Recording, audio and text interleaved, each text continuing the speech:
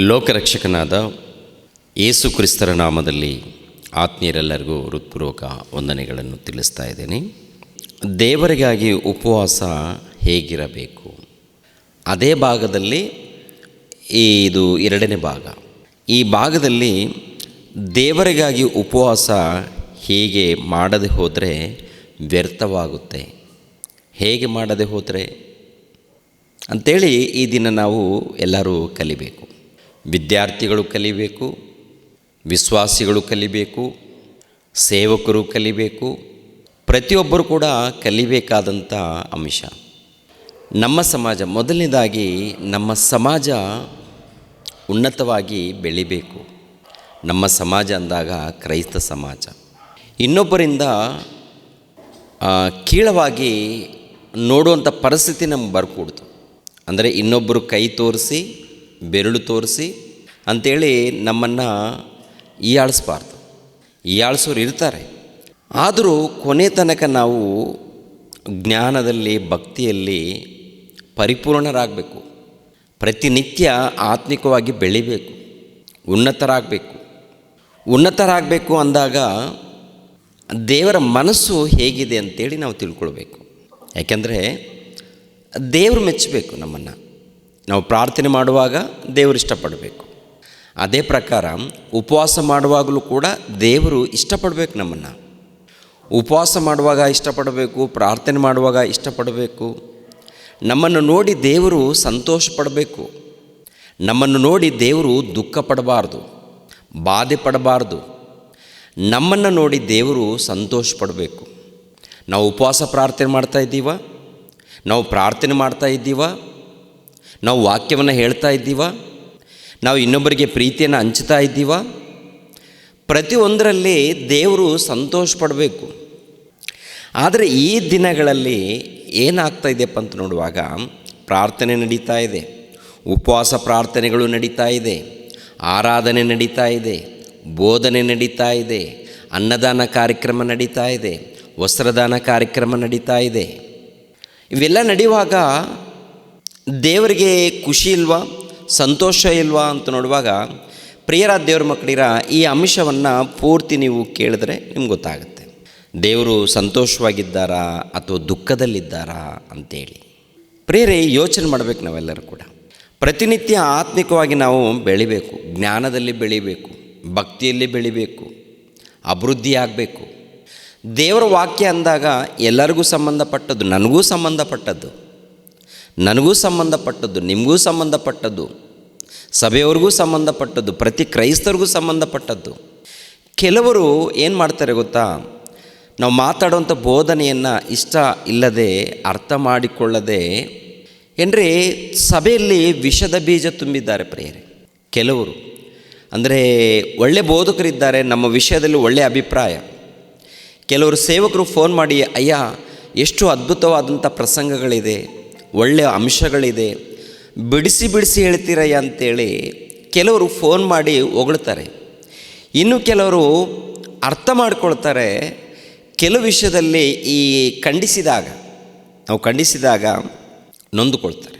ನೊಂದುಕೊಂಡು Ramu pastor ವೀಡಿಯೋಗಳು ನೋಡೋಕ್ಕೆ ಹೋಗ್ಬಿಡಿ, ಅವ್ರದ್ದು ವೀಡಿಯೋ ಸರಿಯಿಲ್ಲ, ಒಂದು ರೀತಿಯಲ್ಲಿ ವಿರುದ್ಧವಾಗಿರುತ್ತೆ, ಹಾಗೆ ಹೀಗೆ ಅಂತೇಳಿ ನಮ್ಮ ವಿಷಯದಲ್ಲಿ ಹೀಯಾಳಿಸೋರು ಕೂಡ ಇದ್ದಾರೆ.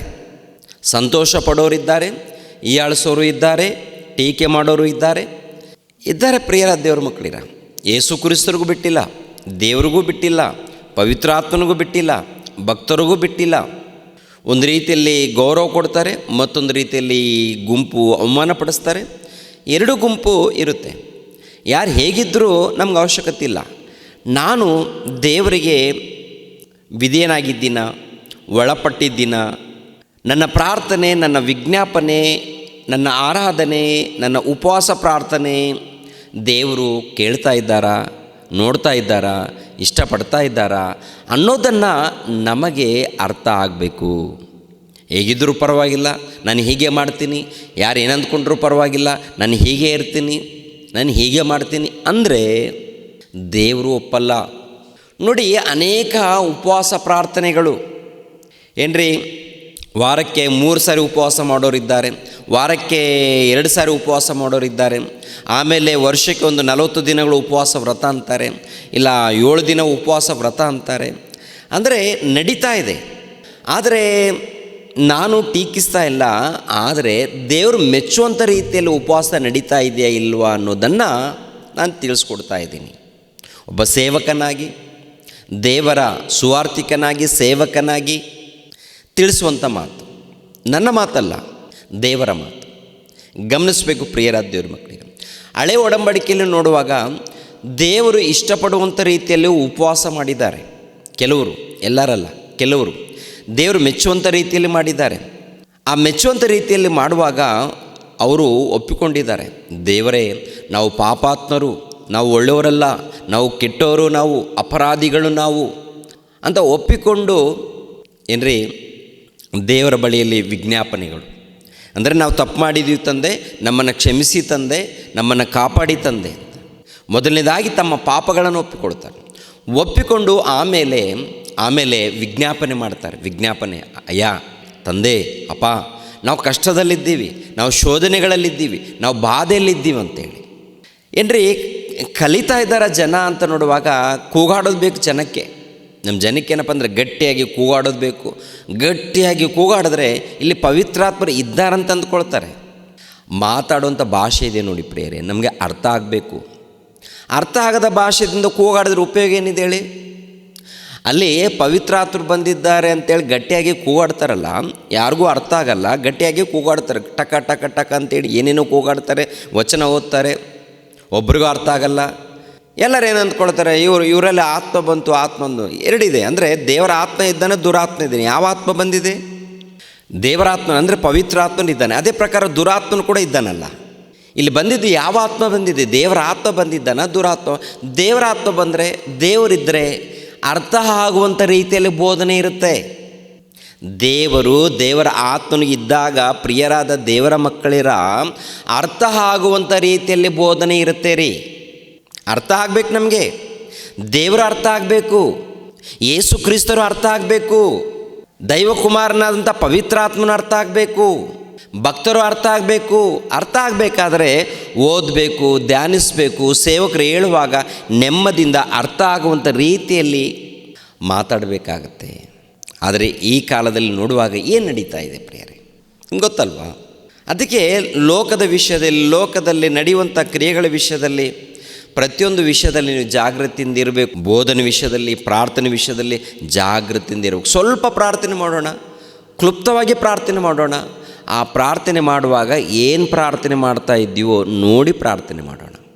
ನೋಡಿ ಪ್ರಿಯರಾದ ದೇವರ ಮಕ್ಕಳಿನ, ಯೇಸು ಕ್ರಿಸ್ತರು ಹೇಳುವಂಥ ಮಾತನ್ನು ಗಮನಿಸ್ತೀರಿ ಪ್ರಿಯರೇ. ಯಾಕೆಂದರೆ ಅವ್ರ ಮಾತಿನ ಬಳಿಗೆ ನಾವು ಹೋಗಬೇಕು.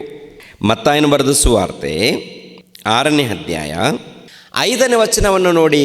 5ನೇ ವಚನವನ್ನು, ಮತ್ತು ನೀವು ಪ್ರಾರ್ಥನೆ ಮಾಡುವಾಗ ಕಪಟಿಗಳ ಹಾಗೆ ಮಾಡಬೇಡಿರಿ, ಜನರು ನೋಡಬೇಕೆಂದು ಅವರು ಸಭಾಮಂದಿರಗಳಲ್ಲಿ ಬೀದಿ ಚೌಕಗಳಲ್ಲಿಯೂ ನಿಂತುಕೊಂಡು ಪ್ರಾರ್ಥನೆ ಮಾಡುವುದಕ್ಕೆ ಇಷ್ಟಪಡುತ್ತಾರೆ. ಅವರು ತಮಗೆ ಬರತಕ್ಕ ಫಲವನ್ನು ಹೊಂದಿದ್ದಾಯಿತೆಂದು ನಿಮಗೆ ಸತ್ಯವಾಗಿ ಹೇಳುತ್ತೇನೆ. ಅಂದರೆ ಪ್ರಾರ್ಥನೆ ಮಾಡುವಾಗ ಕಪಟಿಗಳ ಹಾಗೆ ನೀವು ಮಾಡಬೇಡಿ ಅಂತಾರೆ. ಅಂದರೆ ನಮ್ಮನ್ನು ನಾವು ಗಮನಿಸ್ಕೋಬೇಕು, ನಮ್ಮನ್ನು ನಾವು ನೋಡಿಕೊಳ್ಬೇಕು. ಇದು ಪ್ರತಿ ಕ್ರೈಸ್ತರು ಕಲಿಬೇಕು. ಅಂದರೆ ನಮ್ಮನ್ನು ನಾವು ನೋಡಿಕೊಳ್ಳುವಂಥದ್ದು ಕಲ್ತಿದ್ದೀವ? ನಮ್ಮ ಪ್ರಾರ್ಥನೆ ಜನರು ನೋಡಿ ಮೆಚ್ಚಬೇಕಂತ ಮಾಡ್ತಾ ಇದ್ದೀವ? ಅಥವಾ ದೇವರು ನಮ್ಮ ಪ್ರಾರ್ಥನೆ ಲಾಲಿಸಬೇಕು, ನಮ್ಮ ಪ್ರಾರ್ಥನೆ ಕೇಳಬೇಕು ಅಂತೇಳಿ ಮಾಡ್ತಾ ಇದ್ದೀವ? ಯಾರು ಮೆಚ್ಚಬೇಕು ಹೇಳಿ ಪ್ರಿಯರೇ? ದೇವರು ಮೆಚ್ಚಬೇಕು. ದೇವರು ಮೆಚ್ಚಬೇಕಾದರೆ ನಮ್ಮ ಉದ್ದೇಶ ಏನಾಗಿರಬೇಕು? ನಮ್ಮ ಆಲೋಚನೆಗಳೇನಾಗಿರಬೇಕು? ನಮ್ಮ ಆಲೋಚನೆಗಳು ಅಂದರೆ ಇವ್ರು ಯಾರೋ ನೋಡ್ತಾರಂತಲ್ಲ, ಇವ್ರು ಯಾರೋ ಕೇಳ್ತಾರಂತಲ್ಲ. ನನ್ನ ಪ್ರಾರ್ಥನೆ ದೇವ್ರು ನೋಡಬೇಕು, ನನ್ನ ಪ್ರಾರ್ಥನೆ ದೇವ್ರು ಕೇಳಬೇಕು. ದೇವ್ರು ಕೇಳಬೇಕಾದ್ರೆ ಕಪಟಿಗಳಾಗಿ ಇರಕೂಡ್ದು ಹೇಳ್ತಾರೆ. ಅಂದರೆ ಕಪಟಿಗಳಂದರೆ ವೇಷಧಾರಿಗಳು. ನಮ್ಮಲ್ಲಿ ಏನಾದರೂ ವೇಷಧಾರಣೆ ಇದೆಯಾ? ನಮ್ಮಲ್ಲಿ ಏನಾದರೂ ಕಪಟತನ ಇದೆಯಾ? ಕಪಟತನ, ವೇಷಧಾರಣೆ ಇದ್ದಾಗ ಅದನ್ನು ನಮ್ಮನ್ನು ನಾವು ಮೊಟ್ಟ ಮೊದಲು ನೋಡ್ಕೊಳ್ಬೇಕಂತ ಹೇಳ್ತಾರೆ. ಅದನ್ನು ಗಮನಿಸಬೇಕು, ಅದು ಇರಬೇಕು. ಮೊದಲನೇದಾಗಿ ಆ ಗಮನ ಇರಬೇಕು ನಮ್ಮಲ್ಲಿ. ಹೌದು ಪ್ರಿಯರೇ. ಇದರಲ್ಲೇ 16ನೇ ವಚನಗಳನ್ನು, ಇದಲ್ಲದೆ ನೀವು ಉಪವಾಸ ಮಾಡುವಾಗ ಕಪಟಿಗಳಂತೆ ಮುಖವನ್ನು ಸಪ್ಪಗೆ ಮಾಡಿಕೊಳ್ಳಬೇಡಿರಿ. ಅವರು ತಾವು ಉಪವಾಸಿಗಳೆಂದು ಜನರಿಗೆ ತೋರಿಸುವುದಕ್ಕಾಗಿ ತಮ್ಮ ಮುಖವನ್ನು ವಿಕಾರ ಮಾಡಿಕೊಳ್ಳುತ್ತಾರೆ. ಅವರು ತಮಗೆ ಬರತಕ್ಕ ಫಲವನ್ನು ಹೊಂದಿದಾಯಿತೆಂದು ನಿಮಗೆ ಸತ್ಯವಾಗಿ ಹೇಳುತ್ತೇನೆ. ಆದರೆ ನೀವು ಉಪವಾಸ ಮಾಡುವಾಗ ತಲೆಗೆ ಎಣ್ಣೆ ಹಚ್ಚಿಕೊಂಡು ಮುಖವನ್ನು ತೊಳೆದುಕೋ. ಹೀಗೆ ಮಾಡಿದರೆ ನೀನು ಉಪವಾಸಿ ಎಂದು ಜನರಿಗೆ ಕಾಣದೆ ಹೋದಾಗ್ಯೂ ಅಂತರಂಗದಲ್ಲಿರುವ ನಿನ್ನ ತಂದೆಗೆ ಉಪವಾಸಿ ಎಂದು ಕಾಣಿಸಿಕೊಳ್ಳುವಿ. ಅಂತರಂಗದಲ್ಲಿ ನಡೆಯುವುದನ್ನು ನೋಡುವ ನಿನ್ನ ತಂದೆಯು ನಿನಗೆ ಫಲ ಕೊಡುತ್ತಾನೆ. ಅಂದರೆ ಈ ವಚನದಲ್ಲಿ ಏನು ಹೇಳಲ್ಪಟ್ಟಿದೆ ಹೇಳಿ ಪ್ರಿಯರೇ? ನಾವು ಉಪವಾಸ ಮಾಡುವಾಗ ಜನರಿಗೆ ಕಾಣಿಸ್ಕೊಳ್ಬೇಕು ಎಂಬುವಂಥ ಉದ್ದೇಶದಿಂದ ನೀವು ಮಾಡಬಾರ್ದು. ಕೆಲವರು ಹೇಳ್ತಾರೆ, ನಾನು ವಾರಕ್ಕೆ 3 ಸಾರಿ ಉಪವಾಸ ಮಾಡ್ತೀನಿ ಗೊತ್ತಾ ಅಂತಾರೆ. ಇನ್ನು ಕೆಲವರು ಹೇಳ್ತಾರೆ, ನಾನು ವಾರಕ್ಕೆ 2 ಸಾರಿ ಉಪವಾಸ ಮಾಡ್ತೀನಿ ನಿಮ್ಗೆ ಗೊತ್ತಾ ಅಂತಾರೆ. ಮತ್ತು ಕೆಲವರು ಹೇಳ್ತಾರೆ, ಪ್ರತಿ ವಾರಕ್ಕೊಂದು ಸಾರಿ ಖಂಡಿತವಾಗಿ ನಾನು ಉಪವಾಸ ಮಾಡ್ತಾಯಿದ್ದೀನಿ ಗೊತ್ತಾ ಅಂತ ಹೇಳ್ತಾರೆ. ಅಂದರೆ ಉಪವಾಸ ಮಾಡುವಾಗ ನಿನ್ನ ಉಪವಾಸ, ನಿನ್ನ ಭಕ್ತಿ ದೇವರಿಗೆ ಗೊತ್ತಾಗಬೇಕು, ಜನರಿಗೆ ಗೊತ್ತಾಗಬೇಕು ಅಂತೇಳಿ ನೀವು ಮಾಡೋಕ್ಕೆ ಹೋಗಬೇಡಿ ಅಂತೇಳಿ ದೇವರ ವಚನ ಇದೆ ಪ್ರಿಯರೇ. ಏನು ಮಾಡ್ತೀರಾ ಅಂದರೆ ಜನರಿಗೆ ಏನಪ್ಪ ಅಂದರೆ ವಾಕ್ಯ ಹೇಳೋಣ, ತಪ್ಪೇನಿಲ್ಲ. ವಾಕ್ಯ ಹೇಳಬೇಕು, ಹೇಗೆ ಹೇಳಬೇಕು? ಅರ್ಥ ಆಗುವಂಥ ರೀತಿಯಲ್ಲಿ ಹೇಳಬೇಕು. ಅವರು ಬಂದು ನಾನು ಉಪವಾಸ ಇದ್ದೀನಿ ಇನ್ನೊಬ್ರಿಗೆ ಹೇಳುವಂಥ ಅವಶ್ಯಕತೆ ಇಲ್ಲ ಅಂತ ಹೇಳ್ತಾರೆ. ಅಲ್ಲಿ ಇನ್ನೊಬ್ಬರಿಗೆ ನೀನು ತೋರಿಸ್ಕೊಳ್ಳೋಂಥ ಅವಶ್ಯಕತೆ ಇಲ್ಲ ಅಂತ ಹೇಳ್ತಾರೆ. ಇನ್ನೊಬ್ಬರಿಗೆ ತೋರಿಸ್ಕೊಳ್ಳುವಂಥ ರೀತಿಯಲ್ಲಿ ನೀನು ಮಾಡ್ತಾ ಇದ್ದೀಯ ಅಂತಂದರೆ ನಿನ್ನಲ್ಲಿ ವೇಷಧಾರಣೆ ಇದೆ ಅಂತೇಳಿ ದೇವರು ಹೇಳ್ತಾರೆ. ಇವಾಗ ದೇವರ ಮಾತಿಗೆ ನಾವು ಒಳಪಡಬೇಕಲ್ಲ, ದೇವರ ಮಾತಿಗೆ ಒಳಪಡಬೇಕಾ ಬೇಡ ಅಂತೀರ? ದೇವರು ಏನು ಹೇಳಿದ್ದಾರೋ ಅದನ್ನು ನಾವು ಮಾಡೋದಕ್ಕೆ ಪ್ರಯತ್ನ ಮಾಡಬೇಕು. ಇವಾಗ ಕೇಳ್ಬೋದು, ಬ್ರದರ್ ಉಪವಾಸ ಮಾಡಬೇಕಾ ಮಾಡಬಾರ್ದಾ? ನಾನು ಏನು ಹೇಳ್ತಾ ಇದ್ದೀನಿ? ಮಾಡಬಾರ್ದು ಅಂತ ಹೇಳ್ತಾ ಇದ್ದೀನ? ಏನು ಹೇಳ್ತಾ ಇದ್ದೀನಿ? ನೀವು ಮಾಡುವಾಗ ಉಪವಾಸ ಮಾಡಬೇಕಂತೇಳಿ ನಿಮಗೆ ಆಸೆ ಇದೆಯಲ್ಲ, ಅದು ದೇವರು ಹೇಳಿರೋ ಪ್ರಕಾರ ಇರಬೇಕು ಅಂತ ಹೇಳ್ತಾ ಇದ್ದೀನಿ ನಾನು. ದೇವರು ಹೇಳಿರೋ ಪ್ರಕಾರ ಉಪವಾಸ ಇರಬೇಕಂತ ಹೇಳ್ತಾ ಇದ್ದೀನಿ. ನೀವು ಉಪವಾಸ ಮಾಡಬೇಕಂದಾಗ ನಿಮಗೂ ದೇವ್ರಿಗೆ ಮಾತ್ರ ಗೊತ್ತಾಗಬೇಕು. ಹೊರಗಡೆ ಗೊತ್ತಾದರೆ ನಾನು ಉಪವಾಸದಲ್ಲಿದ್ದೀನಿ, ಫಲ ಹೋಯ್ತು. ದೇವ್ರ ಮೂಲಕ ಸಿಗುವಂಥ ಫಲ ಹೋಗುತ್ತೆ ಅಷ್ಟೇ.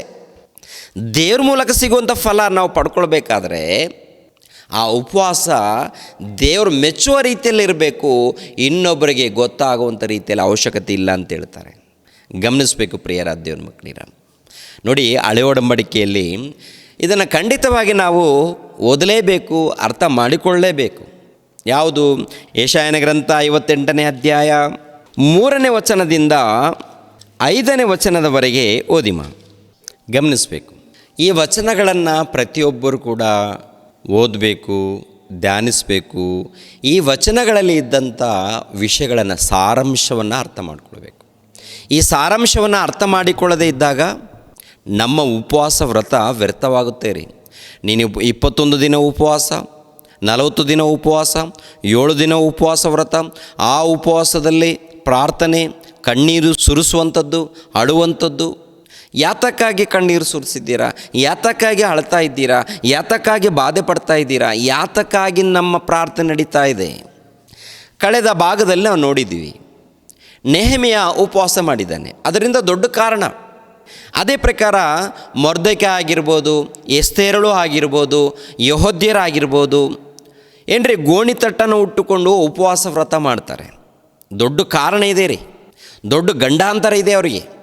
ಆ ಸಮಸ್ಯೆಗಳಿಂದ ಪಾರಾಗಬೇಕಾದ್ರೆ ಮೊಟ್ಟ ಮೊದಲು ಅವರು ಒಪ್ಕೊಳ್ತಾರೆ, ಅಪ್ಪ ನಾವು ತಪ್ಪು ಮಾಡಿದ್ದೀವಿ, ನಮ್ಮ ಜೀವನದಲ್ಲಿ ಅನೇಕ ಪಾಪಗಳು ನಡೆದಿದೆ, ನಾವು ಪಾಪ ಮಾಡಿದ್ದೀವಿ, ನಾವು ದ್ರೋಹಿಗಳು, ನಾವು ಅನ್ಯಾಯ ಮಾಡಿದ್ದೀವಿ ಅಂಥೇಳಿ ತಗ್ಗಿಸ್ಕೊಂಡು ಒಪ್ಪಿಕೊಳ್ಳುವಂಥದ್ದಿದೆ ನೋಡಿ. ಇದು ಯಾವಾಗಾದರೂ ನಡೀತಾ ಇದೆಯಾ ನಮ್ಮ ಜೀವನದಲ್ಲಿ? ನಾನು ಅಂಥವರು, ನಾನು ಇಂಥವರು, ನಾನು ದೊಡ್ಡ ಶ್ರೇಷ್ಠನಂತೇಳಿ ಮಾತಾಡ್ಕೊಳ್ತೀವಿ ವಿನಃ ನಮ್ಮನ್ನು ನಾವು ತಗ್ಗಿಸ್ಕೊಳ್ಳುವಂಥದ್ದು ಏನಾದರೂ ಇದೆಯಾ ನಮ್ಮ ಜೀವನದಲ್ಲಿ? ಏನ್ರಿ, ಕೆಲವರು ಭಕ್ತರಿದ್ದಾರೆ ಪ್ರಿಯರ ದೇವ್ರ ಮಕ್ಕಳಿರ. ಕೆಲವರು ಭಕ್ತರು ಭಕ್ತಿಯಲ್ಲಿ ಇದ್ದಾಗ, ಯಥಾರ್ಥವಾಗಿ ನಡೆಯುವಾಗ ಅವರ ಪೂರ್ವಿಕರು, ಅವರ ತಂದೆ ತಾಯಿಗಳು, ಅವರ ಹಿರಿಯರು ಮಾಡಿರುವಂಥ ಅಪರಾಧಗಳನ್ನು ನೆನಪು ಮಾಡಿಕೊಂಡು, ಅಪ್ಪ ತಂದೆ, ದೇವರೇ ನಾವು ತಪ್ಪು ಮಾಡಿದ್ದೀವಿ, ನಾವು ಪಾಪದಲ್ಲಿದ್ದೀವಿ, ನಾವು ಅಪರಾಧ ಮಾಡಿದ್ದೀವಿ, ನೀವು ಹೇಳಿರುವಂಥ ಮಾತಿನ ಪ್ರಕಾರ ನಾವು ಜೀವಿಸಿಲ್ಲ, ನಮ್ಮನ್ನು ಕ್ಷಮಿಸಬೇಕು, ನಮ್ಮನ್ನು ಕಾಪಾಡಬೇಕು ಅಂಥೇಳಿ ಪದೇ ಪದೇ ಪಶ್ಚಾತ್ತಾಪಪಟ್ಟು ಉಪವಾಸ ವ್ರತವನ್ನು ಮಾಡಿದ್ದಾರೆ ಪ್ರಿಯರೇ. ಯಾವಾಗ ಅವರು ತಮ್ಮನ್ನು ತಾವು ತಗ್ಗಿಸ್ಕೊಳ್ತಾರೋ, ವಿಧೇಯರಾಗ್ತಾರೋ ಅಂಥ ಉಪವಾಸ ಪ್ರಾರ್ಥನೆಯನ್ನು ದೇವರು ಇಷ್ಟಪಡ್ತಾರೆ. ಇಸ್ರಾಯೇಲರು ತಗ್ಗಿಸ್ಕೊಂಡಾಗ, ಭಕ್ತರು ತಗ್ಗಿಸ್ಕೊಂಡಾಗ ಕೇಳ್ತಾರೆ ದೇವರು. ಅಷ್ಟಾಕೆ ಅನ್ಯರು ಕೂಡ ತಮ್ಮನ್ನು ತಾವು ತಗ್ಗಿಸ್ಕೊಂಡಾಗ ಅವ್ರ ಮಾತನ್ನು ಕೂಡ ಕೇಳ್ತಾರೆ. ಇವಾಗ ಯೋನನು ಹೋಗಿ ನಿನಿವೆ ಪಟ್ಟಣಕ್ಕೆ ಹೋಗಿ ಸುವಾರ್ತೆ ಸಾರ ಅಂತ ಹೇಳ್ತಾರೆ. ಏನು 40 ದಿನಗಳ ಒಳಗೆ ಈ ನಿನಿವೆ ಪಟ್ಟಣವನ್ನು ದೇವರು ನಾಶ ಮಾಡೋದಕ್ಕೆ ಸಿದ್ಧನಾಗಿದ್ದಾನೆ. ಯಾಕೆಂದರೆ ನಿಮ್ಮ ಪಾಪಗಳು ಆಕಾಶಕ್ಕೆ ಮುಟ್ಟಿದೆ, ಆದ್ದರಿಂದ ನಿಮ್ಮ ಪ್ರಾಂತವನ್ನು ದೇವರು ನಾಶ ಮಾಡೋದಕ್ಕೆ ದೇವರು ಸಿದ್ಧನಾಗಿದ್ದಾನಂತೇಳಿ ದೇವರು ಯೋನನಿಗೆ ಕಳಿಸ್ತಾನೆ. ಯೋನನು ಕೆಲವು ದಿನಗಳಾದಮೇಲೆ ಹೋಗಿ ಪ್ರಕಟಣೆ ಮಾಡ್ತಾನೆ. ಮಾಡಿದ ಮೇಲೆ ಏನ್ರಿ, ಅರಸರು, ಅಧಿಕಾರಿಗಳು, ಮಂತ್ರಿಗಳು ಪ್ರತಿಯೊಬ್ಬರು ಸಾಮಾನ್ಯರು ಮೊದಲುಗೊಂಡು ಏನ್ರಿ ಉಪವಾಸ ವ್ರತವನ್ನು ಮಾಡ್ತಾರೆ. ಅಂದರೆ ಗೋಣಿ ಚೀಲವನ್ನು ಹುಟ್ಟಿಕೊಂಡು ಏನು ಊಟ ಮಾಡದೆ ನಾವು ಪಾಪಾತ್ಮರಂತೇಳಿ ಒಪ್ಪಿಕೊಂಡಾಗ ದೇವ್ರೇನು ಮಾಡ್ತಾರೆ ಹೇಳಬೇಕು. ಅನ್ಯರು ಪ್ರಾರ್ಥನೆ ಮಾಡಿದಾಗಲೂ ಕೂಡ ಅನ್ಯರು ಪ್ರಾರ್ಥನೆ ಮಾಡಿದಾಗಲೂ ಕೂಡ ದೇವರು ಅವರ ಉಪವಾಸ ವ್ರತವನ್ನು ನೋಡಿ ಅವರನ್ನು ಕ್ಷಮಿಸಿದ್ದಾರೆ ಇಲ್ವೋ ಪ್ರಿಯರೇ? ಯೋನನ ಗ್ರಂಥವನ್ನು ನೀವು ಓದಿದಾಗ ನಿಮ್ಗೆ ಅರ್ಥ ಆಗುತ್ತೆ, ಹೌದಲ್ವಾ? ಅಂದರೆ ಹಿರಿಯರು, ಅಧಿಕಾರಿಗಳು, ಅರಸನು ಕೂಡ ತನ್ನ ಸಿಂಹಾಸನದಿಂದ ಇಳಿದು ಪಶ್ಚಾತ್ತಾಪ ಪಡ್ತಾನೆ. ಅಂದರೆ ಅನ್ಯರು ಆಗಿರ್ಬೋದು, ಇಸ್ರಾಯೇಲ್ ಜನಾಂಗದವರು ಆಗಿರ್ಬೋದು, ಪ್ರಿಯರಾದ ದೇವರ ಮಕ್ಕಳಿರ ತಮ್ಮ ತಪ್ಪುಗಳನ್ನು ಒಪ್ಪಿಕೊಂಡು ದೇವರ ಬಳಿಯಲ್ಲಿ ವಿಜ್ಞಾಪನೆ ಮಾಡಿದಾಗ, ಪಶ್ಚಾತ್ತಾಪ ಪಟ್ಟಾಗ ಖಂಡಿತವಾಗಿ ದೇವರು ಕಾಪಾಡ್ತಾರೆ. ದೇವರ ಮನಸ್ಸನ್ನು ಅರ್ಥ ಮಾಡಿಕೊಳ್ಬೇಕು ಪ್ರತಿಯೊಬ್ಬರೂ. ದೇವರು ಪರಿಶುದ್ಧನು, ದೇವರು ನೀತಿವಂತನು, ದೇವರು ನ್ಯಾಯವಂತನು. ನ್ಯಾಯದಿಂದ ಅವರು ತೀರ್ಪು ಮಾಡ್ತಾರೆ. ಅವರ ಬಳಿಯಲ್ಲಿ ನ್ಯಾಯ ಇದೆ. ಮತ್ತು ನ್ಯಾಯವಾಗಿ ತೀರ್ಪು ಮಾಡಬೇಕಾದ್ರೆ ಹೊರ ನೋಟವನ್ನು ನೋಡ್ತಾರಾ ಅಥವಾ ಹೃದಯವನ್ನು ನೋಡ್ತಾರಾ? ದೇವರು ನಮ್ಮ ಹೃದಯಗಳನ್ನು ನೋಡುವವರಾಗಿದ್ದಾರೆ ಅವರು. ನಮ್ಮ ಅಂತ್ಯರಿಂದ್ರಿಯಗಳನ್ನು ನೋಡುವವರಾಗಿದ್ದಾರೆ ಅವರು. ಆಗಿರುವಾಗ ನಾವು ಹೇಗಿದ್ದೀವಿ, ನಾವು ಹೇಗೆ ಜೀವಿಸ್ತಾ ಇದ್ದೀವಿ, ಹೇಗೆ ನಮ್ಮ ಉಪವಾಸ ಪ್ರಾರ್ಥನೆ ನಡೀತಾ ಇದೆ? ದೇವರು ಮೆಚ್ಚುವಂಥ ರೀತಿಯಲ್ಲಿ ನಡೀತಾ ಇದೆಯಾ ಅಥವಾ ನಮ್ಮ ಇಷ್ಟ ಪ್ರಕಾರ ನಡೀತಾ ಇದೆಯಾ? ದೇವ್ರು ಮೆಚ್ಚೋದು ಬೇಡವಾ? ನಿನ್ನ ಇಷ್ಟ ಪ್ರಕಾರ ಬಂದು ನೀವೇನು ಅಂದ್ಕೊಂಡಿದ್ದೀರೋ ಮಾಡಿಬಿಟ್ರೆ ಮುಗಿದೋಯ್ತಾ? ದೇವ್ರು ಮೆಚ್ಚುತ್ತಾರಾ ಇಲ್ವಾ ಅದನ್ನು ನೋಡಬೇಕು. ದೇವ್ರು ಮೆಚ್ಚಬೇಕಾದ್ರೆ ಮೊಣಕಾಲು ಹಾಕಬೇಕು, ತಗ್ಗಿಸ್ಕೊಳ್ಬೇಕು, ನಮ್ಮ ತಪ್ಪುಗಳನ್ನು ಒಪ್ಪಿಕೊಳ್ಬೇಕು ದೇವರ ಸನ್ನಿಧಿಯಲ್ಲಿ. ದೇವರ ಸನ್ನಿಧಿಯಲ್ಲಿ ಒಪ್ಪಿಕೊಳ್ಳದೆ ಏನು ನಡೀತಾ ಇದೆ? ಇಲ್ಲಿ ಹೇಳ್ತಾರೆ, ಯೆಶಾಯ ಗ್ರಂಥದಲ್ಲಿ ಹೇಳ್ತಾರೆ 58ನೇ ಅಧ್ಯಾಯ 3ನೇ ವಚನ. ಪ್ರಿಯರೇ, ನಾವು ಉಪವಾಸ ಮಾಡಿದ್ದೇವೆ, ನೀನು ಏಕೆ ಕಟಾಕ್ಷಿಸುವುದಿಲ್ಲ? ದೇವ, ನಾವು ಉಪವಾಸ ಮಾಡ್ತಾ ಇದ್ದೀವಲ್ಲ, ಏಕೆ ನೀವು ನಮ್ಮ ಉಪವಾಸವನ್ನು ನೋಡ್ತಾ ಇಲ್ಲ? ನಮ್ಮನ್ನು ಯಾಕೆ ಕಟಾಕ್ಷಿಸ್ತಾ ಇಲ್ಲ? ನಮ್ಮನ್ನು ಯಾಕೆ ಆಶೀರ್ವಾದ ಮಾಡ್ತಾ ಇಲ್ಲ? ನಮ್ಮ ಮೇಲೆ ಯಾಕೆ ಕರುಣೆ ಬರ್ತಾ ಇಲ್ಲ ನಿಮ್ಮಿಂದ? ನಾವು ಸಮಸ್ಯೆಗಳಲ್ಲಿದ್ದೀವಿ, ನಾವು ಬಾಧೆಯಲ್ಲಿದ್ದೀವಿ, ಉಪವಾಸ ಮಾಡ್ತಾ ಇದ್ದೀವಲ್ಲ. ಆಮೇಲೆ ನಮ್ಮ ಆತ್ಮವನ್ನು ಕುಂದಿಸಿಕೊಂಡಿದ್ದೇವೆ, ನೀನು ಗಮನಿಸಿರುವುದೇಕೆ ಅಂದುಕೊಳ್ಳುತ್ತಾರೆ. ಅವರು ಅಂದುಕೊಳ್ತಾ ಇದ್ದಾರೆ, ಈಗೋ ನಿಮ್ಮ ಉಪವಾಸದ ದಿನದಲ್ಲಿಯೂ ನಿಮ್ಮ ನಿತ್ಯದ ಕೆಲಸವನ್ನು ನಡೆಸಿ ನಿಮ್ಮ ಆಳುಗಳನ್ನು ದುಡಿತಕ್ಕೆಳೆಯುತ್ತೀರಿ. ಅಂದರೆ ಉಪವಾಸ ಮಾಡುವಾಗ ಆ ಒಂದು ಸಮಯ ದೇವ್ರಿಗೋಸ್ಕರ ಮೀಸಲಾಗಿಡಬೇಕು. ನೀವು ಉಪವಾಸ ಅಂತೀರಾ, ಲೋಕದಲ್ಲಿ ಕೆಲಸ ಮಾಡ್ತೀರಾ, ಲೋಕದಲ್ಲಿ ವ್ಯವಹಾರ, ಅನೇಕ ಸುಳ್ಳು ಮಾತುಗಳು, ಅನೇಕ ತಪ್ಪುಗಳು, ಆಮೇಲೆ ದುಡಿತಕ್ಕೆ ಅಂದರೆ ಆಳುಗಳಿಗೆ ಕಠಿಣವಾದಂಥ ಕೆಲಸವನ್ನು ಮಾಡಿಸ್ತೀರಾ. ಹಾಗಿರುವಾಗ ನಿಮ್ಮ ಉಪವಾಸ ನನಗೆ ಇಷ್ಟ ಆಗುತ್ತಾ? ಆಮೇಲೇನು? ನಿತ್ಯದ ಕೆಲಸವನ್ನು ನಡೆಸಿ ನಿಮ್ಮ ಆಳುಗಳನ್ನು ದುಡಿತಕ್ಕೆಳೆಯುತ್ತೀರಿ. ನೋಡಿರಿ, ನಿಮ್ಮ ಉಪವಾಸದ ಫಲವೇನೆಂದರೆ ವ್ಯಾಜ್ಯ, ಕಲಹ, ಕೇಡಿನ ಗುದ್ದು. ಇವುಗಳೇ ನೀವು ಈಗ ಮಾಡುವ ಉಪವಾಸವು ನಿಮ್ಮ ಪ್ರಾರ್ಥನೆಯನ್ನು ಉನ್ನತ ಲೋಕಕ್ಕೆ ಮುಟ್ಟಿಸತಕ್ಕದ್ದಲ್ಲ. ಅಂದರೆ ನಿಮ್ಮಲ್ಲಿ ಏನಿದೆ? ನೀವು ಪ್ರಾರ್ಥನೆ ಮಾಡ್ತೀರಾ, ನೀವು ಆರಾಧನೆ ಮಾಡ್ತೀರಾ, ನೀವು ದೇವರಿಗೆ ಘನಪಡಿಸ್ತೀರಾ.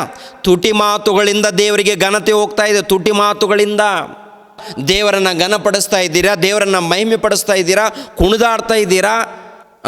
ಇವೆಲ್ಲ ಮಾಡಿದಾಗ ನಿಮ್ಮ ಹೃದಯದಲ್ಲಿ, ನಿಮ್ಮ ಜೀವಿತದಲ್ಲಿ ನಡೆಯುವಂಥ ವಿಷಯಗಳನ್ನು ಕುರಿತು ದೇವರು ಹೇಳುವಂಥ ಮಾತೇನಂತ ನೋಡುವಾಗ ಇಲ್ಲಿ ಅರ್ಥ ಮಾಡಿಕೊಳ್ಳಿ ಪ್ರಿಯರೇ. ವ್ಯಾಜ್ಯ, ಕಲಹ, ಕೇಡಿನ ಗುದ್ದು ಅಂತಾರೆ. ಇರಬಾರ್ದ ಇವು? ಅಂದರೆ ಇವು ಇರಕೂಡ್ದಾ? ನೀನು ಪ್ರತ್ಯೇಕವಾಗಿ ದೇವ್ರಿಗೋಸ್ಕರ ಒಂದು ದಿನ ನೇಮಕ ಮಾಡಿದ್ದಿ ಅಂದರೆ ಆ ದಿನ ನೀನು ಕೆಲಸ ಬಿಡಬೇಕಂತ ಹೇಳ್ತಾರೆ. ದೇವ್ರಿಗೋಸ್ಕರ ನಾನು ನಿಂತ್ಕೊಂಡಿದ್ದೀನಿ ಅಂತ ಹೇಳಿದಾಗ ಆ ದಿನ ನಿನ್ನ ಕೆಲಸ ಬಿಡಬೇಕು. ನೀನು ಉಪವಾಸದಲ್ಲಿದ್ದೀಯಾ, ಆ ದಿನ ಪ್ರತ್ಯೇಕವಾಗಿ ದೇವ್ರಿಗೋಸ್ಕರ ನೀನು ನಿಲ್ಲಬೇಕು. ಎರಡನೇದಾಗಿ ನಿನ್ನ ಆಳುಗಳಿಗೆ ಕೂಡ ಕೆಲಸವನ್ನು ಕೊಡಬಾರ್ದು ಅಂತ ಹೇಳ್ತಾರೆ. ಅದೇ ಉದ್ದೇಶದಲ್ಲಿ ಮಾತಾಡ್ತಾರೆ ದೇವರು ಒಂದು ಕಾಲದಲ್ಲಿ ಇಸ್ರಾಯೇಲ್ ಜನಾಂಗದವರಿಗೆ. ಆಮೇಲೆ ಏನು ನೋಡಿ ಪ್ರಿಯರಾದ ದೇವ್ರ ಮಕ್ಕಳಿರೋ, ವ್ಯಾಜ್ಯ ಇದೆ, ಕಲಹ ಇದೆ, ಕೇಡಿನ ಗುದ್ದು. ವ್ಯಾಜ್ಯ ಅಂದರೆ ಏನು? ಏನ್ರಿ ಪ್ರಿಯರಾದ ದೇವರ ಮಕ್ಕಳಿರ, ಚಿಕ್ಕ ಚಿಕ್ಕ ವಿವಾದಗಳಿರುತ್ತೆ, ಅದು ಜಗಳಕ್ಕೆ ಕಾರಣವಾಗುತ್ತೆ. ವ್ಯಾಜ್ಯ ನೋಡುವಾಗ ಏನ್ರಿ ಜಗಳ, ಈ ಜಗಳಕ್ಕೆ ಸಂಬಂಧಪಟ್ಟ ಚಿಕ್ಕ ವಿಷಯದಲ್ಲೇ ಪ್ರಾರಂಭವಾಗುತ್ತೆ. ಜಗಳಗಳು ದೊಡ್ಡ ಆಗ್ತಾ ಇರುತ್ತೆ ರೀ. ಎಲ್ಲಿ? ಕ್ರೈಸ್ತರ ಕುಟುಂಬದಲ್ಲಿ. ಏನ್ರಿ ಹೊರಗಡೆ ಅಲ್ಲ ಪ್ರಿಯರೇ, ಹೊರಗಡೆ ಬಿಟ್ಬಿಡೋಣ ಪ್ರಿಯರ ದೇವ್ರ ಮಕ್ಕಳಿರ. ಅನ್ಯರ ಮಧ್ಯದಲ್ಲಿ ನಡೆಯುವಂಥದ್ದು ಪಕ್ಕಕ್ಕೆ ಇಡೋಣ, ನಮ್ಮ ಮಧ್ಯದಲ್ಲಿ ಒಂದು ಸಾರಿ ವಿಚಾರ ಮಾಡೋಣ. ಯಾಕೆಂದರೆ ನಾವು ಪ್ರಾರ್ಥನೆ ಮಾಡ್ತೀವ, ನಾವು ಆರಾಧನೆ ಮಾಡ್ತೀವ, ನಾವು ದೇವರಿಗೆ ಕಾಣಿಕೆ ಕೊಡ್ತೀವ, ಆಮೇಲೆ ದೇವರನ್ನು ಘನಪಡಿಸ್ತೀವ, ದೇವರ ವಾಕ್ಯಗಳನ್ನು ಹೇಳ್ತೀವ. ಹೇಳುವಂಥ ನಮ್ಮಲ್ಲಿ, ಕೇಳುವಂಥ ನಮ್ಮಲ್ಲಿ, ಆರಾಧನೆ ಮಾಡುವಂಥ ನಮ್ಮಲ್ಲಿ ಅನೇಕ ವಿವಾದಗಳು, ವ್ಯಾಜ್ಯಗಳಿದೆಯಂತೆ. ಎಲ್ಲಿ ಗೊತ್ತಾಗುತ್ತೆ? ಸಭೆಯಲ್ಲಿ ಗೊತ್ತಾಗಲ್ಲ, ಮನೆಯಲ್ಲಿ ಗೊತ್ತಾಗುತ್ತೆ. ಸಭೆಯಲ್ಲಿ ವ್ಯಾಜ್ಯಗಳ ಬಗ್ಗೆ ಗೊತ್ತಾಗಲ್ಲ. ಇನ್ನು ಕೆಲವುಗಳೇ ಏನ್ರಿ ಹಣದಗೋಸ್ಕರ ಏನ್ರಿ ಕಾಣಿಕೆ ನಿಮಿತ್ತವಾಗಿ ಸಭೆಯಲ್ಲಿ ಕೂಡ ನಡೆದಿರುವಂಥದ್ದು ಇದೆ ರೀ. ಟೋಟಲ್ ಎಲ್ಲ ಕ್ರೈಸ್ತರನ್ನು ಕುರಿತು, ಎಲ್ಲ ಕುಟುಂಬಗಳನ್ನು ಕುರಿತು ನೋಡುವಾಗ ಮನೆಯಲ್ಲಿ ನೋಡುವಾಗ ವ್ಯಾಜ್ಯ ಇದೆಯಾ ಇಲ್ವಾ? ಜಗಳಕ್ಕೆ ಕಾರಣವಾದಂಥ ಚಿಕ್ಕ ವಿಷಯಗಳು ಬರುತ್ತೆ, ಆಮೇಲೆ ಆ ಒಂದು ಜಗಳಕ್ಕೆ ಕಾರಣವಾಗ್ತಾ ಇದೆ.